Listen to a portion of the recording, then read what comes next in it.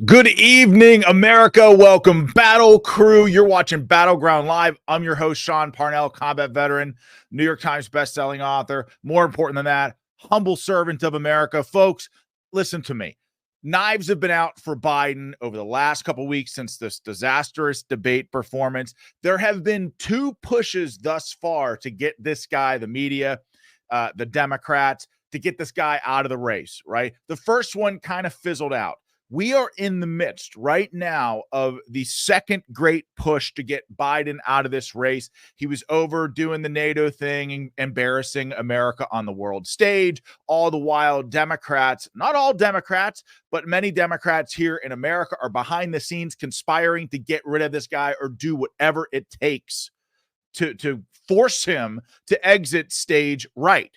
And so for all of you who are watching for the first time, make sure you smash that like button, that little green thumb beneath the video. And also, from sea to shining sea and everybody in between, welcome to the patriots of this amazing country. So, look, folks, I want Biden in this race. I despise Joe Biden. He's an animated corpse. He always has been. This whole notion that he's a good man, Biden's a good man. He's been a good president, but it's time for him to step aside. No, Biden is a horrible, horrible human being. He's been a pathological liar his entire career. He goes out of his way to touch children inappropriately and sniff children. The whole story about Corn Pop being a bad dude, Corn Pop was a bad dude. I'm convinced the opposite is true. I'm convinced that Corn Pop was the good guy in this story because everything that Biden has done his entire life, his private life and in public in Washington, has been an abject disaster. I mean, he sniffs kids, goes out of his way to touch women inappropriately. Remember the story of him swimming naked with a female Secret Service agent? Of course, then he's showering with his daughter as evidenced by the Ashley Biden diary. I don't want Biden going anywhere. Biden cheated, rigged, helped to rig, and was in on rigging the 2020 election, which, by the way, yeah, it hurt me when I was running for Congress, and it hurt President Trump as well, running for president. Ultimately, it hurt our country, and it hurt all of you. I mean, ultimately, the ultimate slap in the face during the 2020 election was that they negated your votes through massive cheating using mail-in ballots in key counties and swing states all across this country. Biden was in on all of that. So guess what? The chips are down. Biden is down in the polls. And actually, let me take a time out right there and ask you all a question. I think this is an important question. Do you think that Biden, you think there would be calls for Biden to be removed from this race if he were annihilating Trump in a landslide? Do you think in any way, shape, or form, any Democrat would be calling on Biden to be removed from this race if he were defeating Trump in a landslide? Absolutely, positively not. And so that leads me to this question. Since when do we as Americans defer to polling when we pick a nominee? The nominee on the Democrat and Republican side has already been chosen. It's already locked in. Millions of people have voted for Joe Biden. Millions of people had voted for Donald Trump. The Democrats' actions in this moment simply show you and is further proof of their disdain for we the people, of their disdain for their own voters, of their disdain for actual elections. So if they're willing to depose a candidate, their nominee, who is also the sitting president of the United States, if they're willing to cast him aside like trash, what do you think they're willing to do during an election when no one is watching? The Democrats represent the new Democrats. I'm not talking about Democrats here who maybe live in the Commonwealth of Pennsylvania, maybe some, but the vast majority, there are lots of pro-life, pro-gun Democrats who love America. I'm not talking about them. I'm talking about the new Democrats in Washington. They are all mini authoritarians, and they represent the greatest existential threat to this country that we have faced in a very long time. You know, I saw Bongino's a clip of Dan Bongino, who I really, really like. I like Bongino for a lot of reasons. Well, one, I've known him since long before he was like, basically mega famous Dan Bongino. He's a good guy. He's a good guy then. He's a good guy today. But what I like about Bongino is that he's done the work. He served his country. He put his life on the line, and then he put his name on a ballot. So he's walked the walk, and so he understands what it's like behind the curtain. He's seen how the sausage is made, so to speak. And so I got lots of respect for people who don't just have opinions, but people who have taken action and worked their ass off to serve this country and have your name on a ballot. Lots of respect for him. But he said, I think I saw in a clip or something on Twitter or X today about how he wants Biden in as well, and how we've got to do everything that we can to change the news cycle. And I agree with that. He's right. And that's because the Democrats suck. And I mean suck at engaging with the press. The Democrats, they're never tested. And I mean never. What you are seeing right now from the Washington press corps and the vast majority of the media in this country is unprecedented. I mean, many of you have probably never seen anything like this. Ever. And so the Democrats are untested. Normally, when they run campaigns, the press is like, oh, what kind of ice cream do you like? Oh, or what's your favorite color? I mean, they get no questions. The media is so stacked in their favor. And so Biden has been handling, his staff has been handling this. It's just the worst possible way. And if we don't change the news cycle, we very well could lose Biden as the nominee, because Biden will drown. But there's no question that Obama is behind this. And if you've been watching this show, I have been telling people, especially if you're new to the show and wondering what the show is all about, I like to work hard to keep you all ahead of the curve. I've had my name on the ballot twice, once for Congress, once for Senate. In Pennsylvania, the most important swing state, I would argue, in the country, I've seen behind the curtain as well. So I try to keep you ahead of the curve.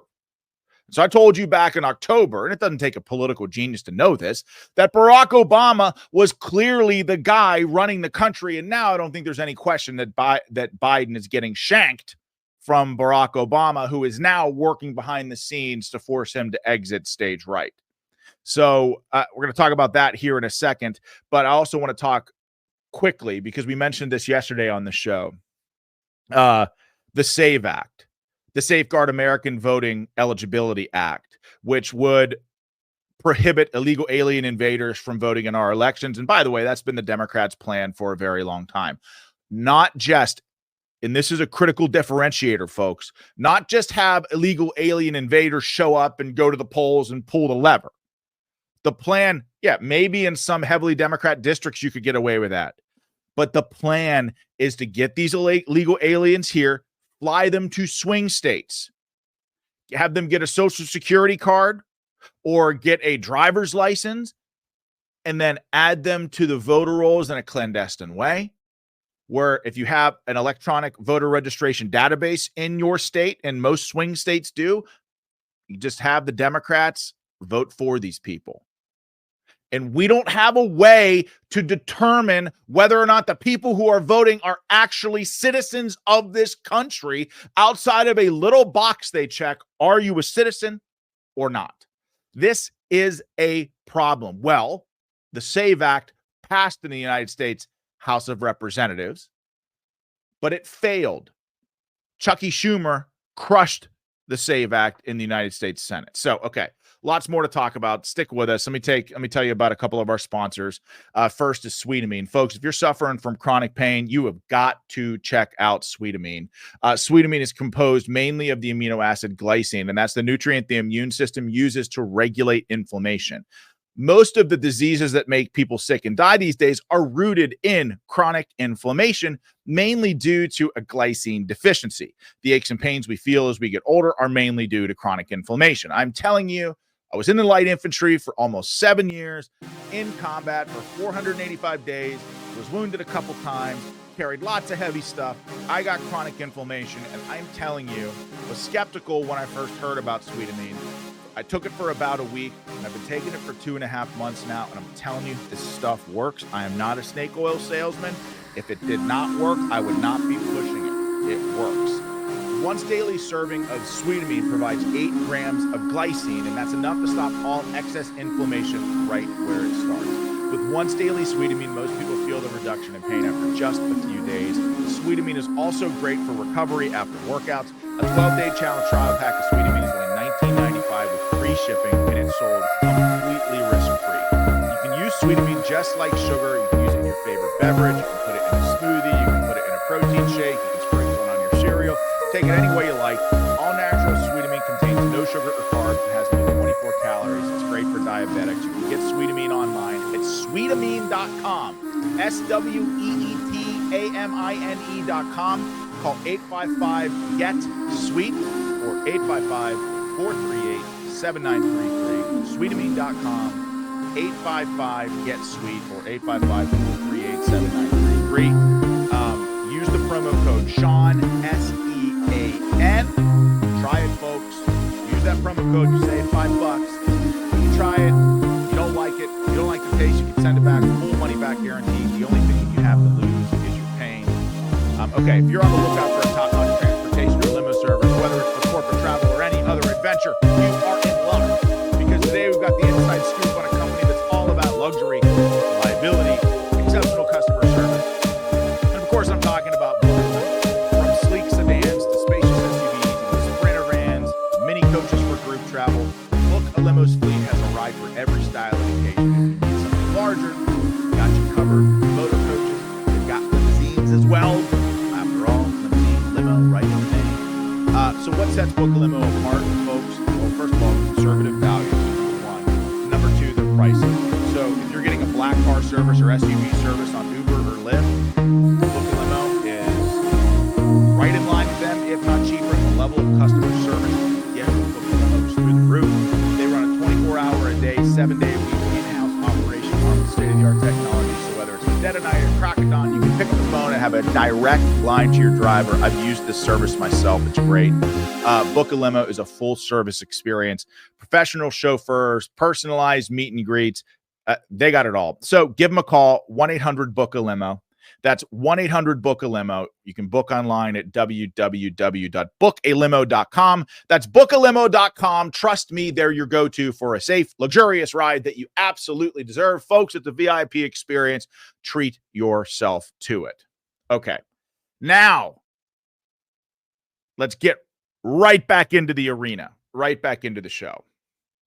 So, the media is just now getting around to acknowledging what we have been talking about on this show for months. And that is that Barack Obama is behind the scenes and behind this push to get Joe Biden out of the election. There's no doubt about it. Listen to Morning Joe talk about just this morning. I'll say one thing that we do have to underline here, just so viewers can follow what's going on behind the scenes, is the Biden campaign and many Democratic officials do believe that Barack Obama is quietly working behind the scenes to orchestrate this. Yeah. Do you remember the video that I played for you not too long ago where Barack Obama sitting there talking to Stephen Colbert? Oh, this one? Listen. No. Did you see Stephen Colbert? He's like, oh, you would do that? I was sitting there in my sweatpants with an earpiece feeding lines.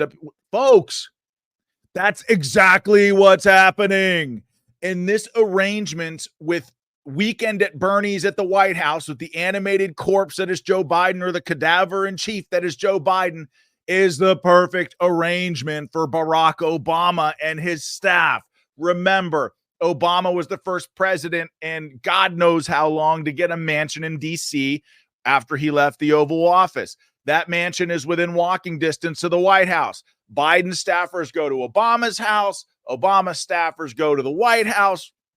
They are intimately involved. Barack Obama especially is intimately involved in the Biden White House.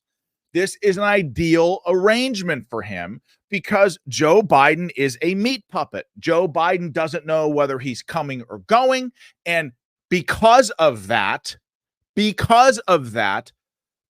super radical legislation and policies can be pushed on the American people with zero accountability attached to any one person, except for the meat puppet that is Joe Biden, that's got one foot in the grave. Now, the only thing that would stop that arrangement was if the American people knew that Joe Biden was an animated corpse. And if the American people somehow turned on Joe Biden. Well, after the debate, that's exactly what happened.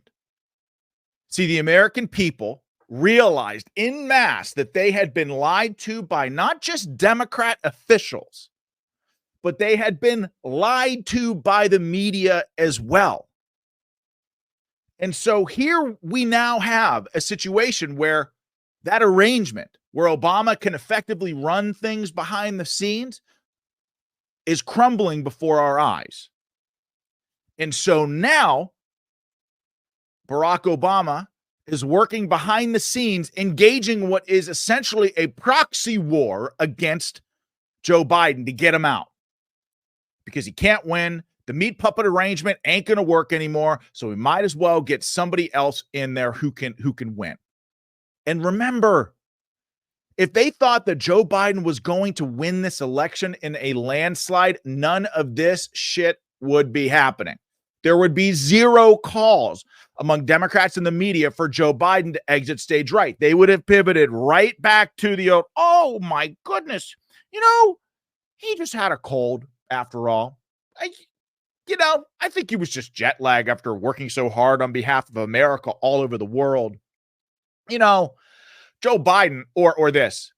Remember Joe Scarborough? And F you if you don't believe this. This is the best version of Joe Biden I've ever seen. Like, they would turn right back to, this is the sharpest Joe Biden, the sharpest version of Joe Biden in the history of the world. And they would shamelessly push that propaganda on the American people from now until election day. But the problem is that Joe Biden is getting his ass kicked, and Donald Trump is running a more disciplined operation than he ever has before, and lawfare has completely failed. Don't forget about that. The lawfare strategy of throwing Trump in prison and tying him down with bogus bullshit lawsuits and all these felony convictions, it failed. And that was the only way the media that was the only way that they were going to get this animated corpse across the finish line. And by the way, I've said this from day one, the media absolutely positively knew that Joe Biden was an animated corpse. The only reason why they're doing this is because they've seen the data, they've seen the analytics. Joe Biden's an animated corpse, and he's getting absolutely crushed by Trump. And not just crushed, okay? Because the Democrats can elect a turnip, okay? The Democrats elected John Fetterman after he was a stroke victim in the swing state of Pennsylvania. Too big to rig. The Democrats are hemorrhaging, and I mean hemorrhaging support. I'm kind of jumping all over the place for the show, but I don't care. I'm just going with the flow. The Democrats are hemorrhaging support among communities that have been historically Democrat. So I want to reiterate this. You can only cheat in elections as far as the voter rolls will take you. That you can. So in other words, if the voter rolls are set, there are only so many people on them. Imagine those people, those names in an Excel spreadsheet. And if you got people showing up in person to vote as Republicans and pulling the lever, and you've got blacks who are on the voter rolls and Latinos who are on the voter rolls and young voters who are on the voter rolls that are showing up and changing their vote, and they're voting for Trump and they're voting in person, There's not a whole lot. There's not a whole lot that the Democrats can do to stop that. Yes, they cheat. Yes, they've been cheating in elections. Yes, they've been cheating since 1864. Cheating in elections is what they do. And the reason they do it is they don't have a message. All they have are lies and hoaxes. And if that isn't evidence to you by now, if you haven't seen that by now, I can't show you. Nothing that I can say will ever convince you. But this is the Daily Show. This clip that I'm about to show you, this is the Daily Show asking black voters who they're going to vote for this cycle. Listen. The Daily Show, what is, by the way, an insanely liberal channel. Just spend 5 minutes watching it. It's like every single commercial is about gay and pride and LGBTQ LMNOP, and there's trannies all over the place. I mean, it is everything on that station seems to be liberal propaganda. They did not expect what you just saw in that clip.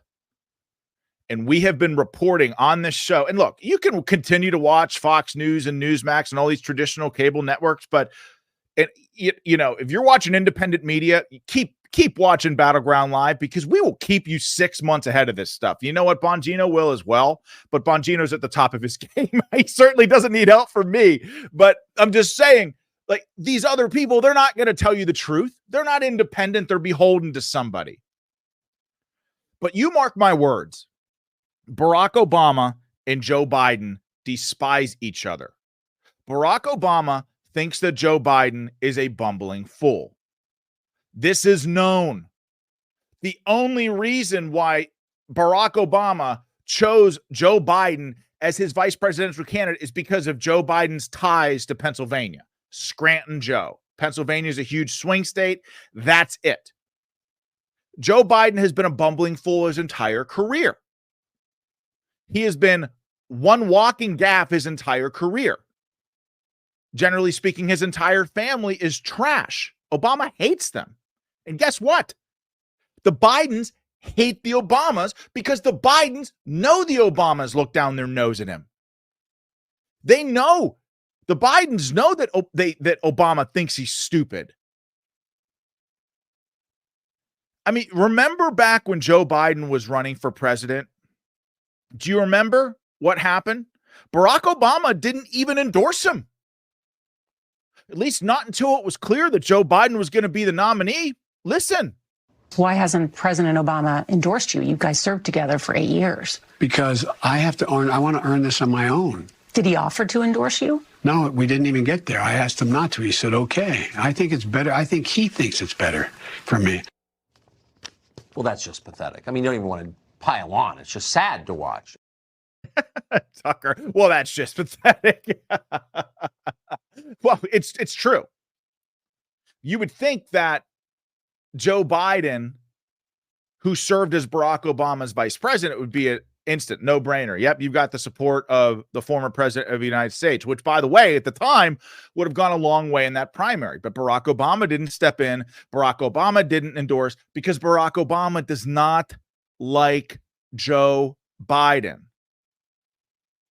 But Barack Obama is completely fine with the engagement of running the show behind the scenes, putting forth insanely radical policies on this country that are completely destroying America as we know it, and hanging it all on Joe Biden.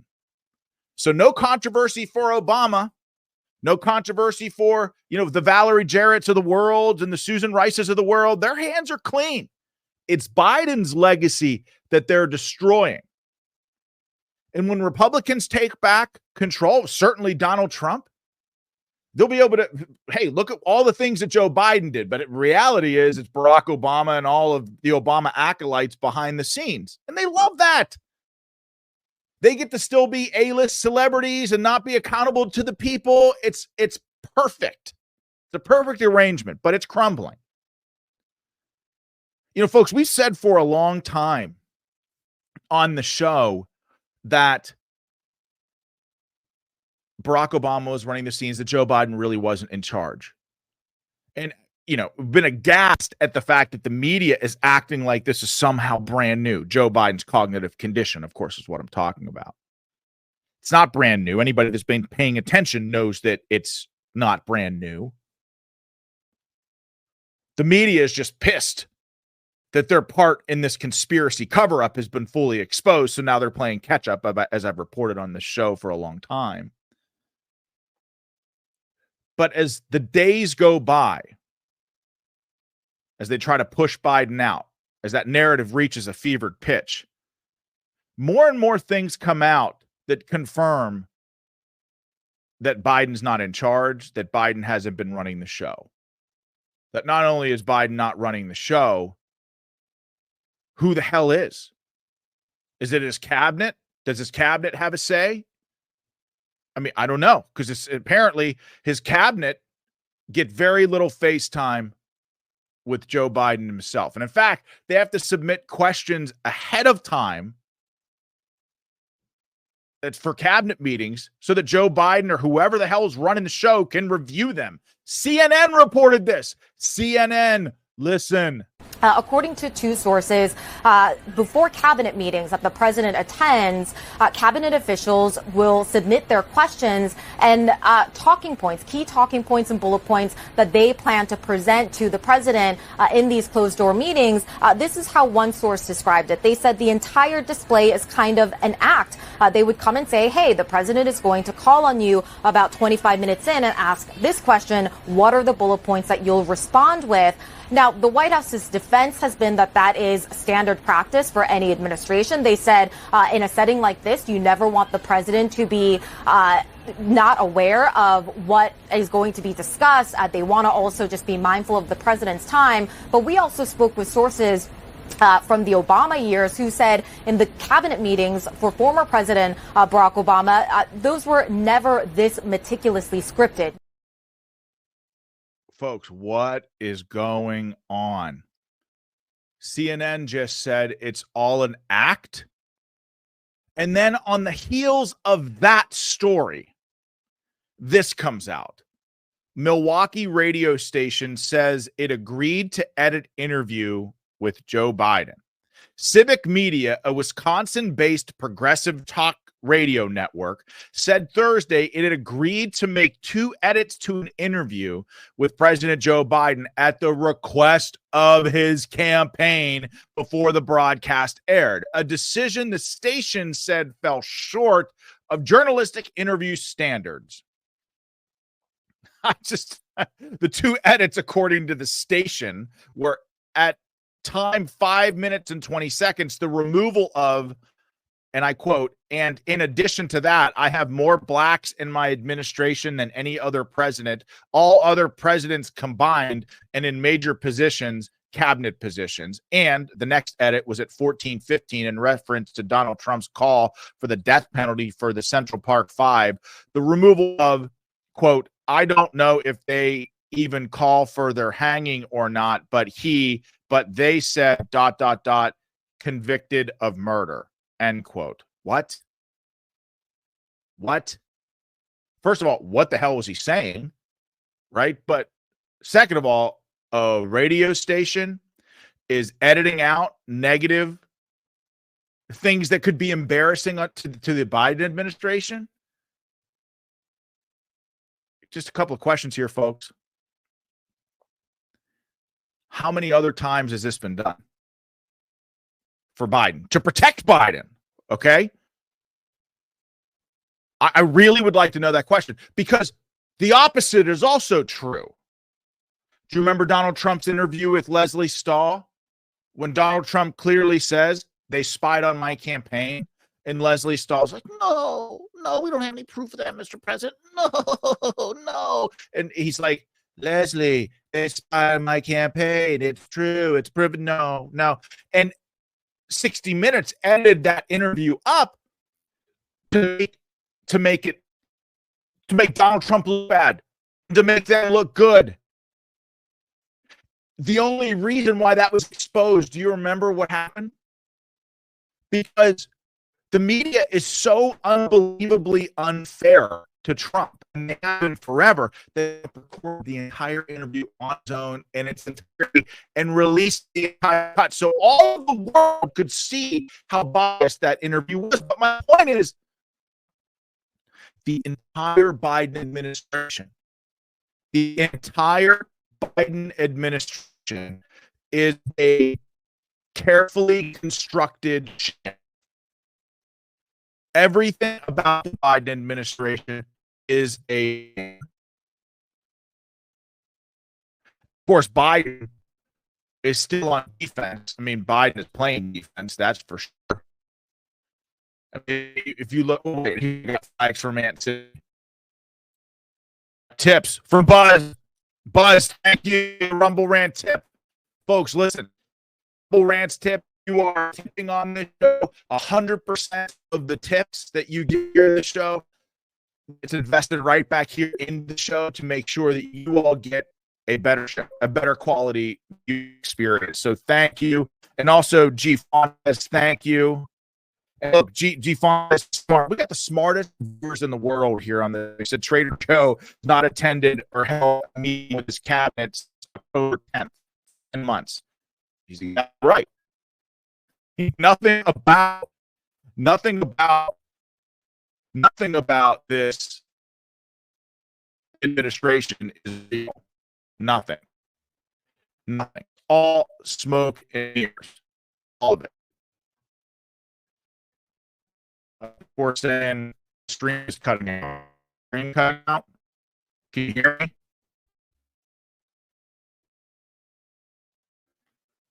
Can you hear me? Very good.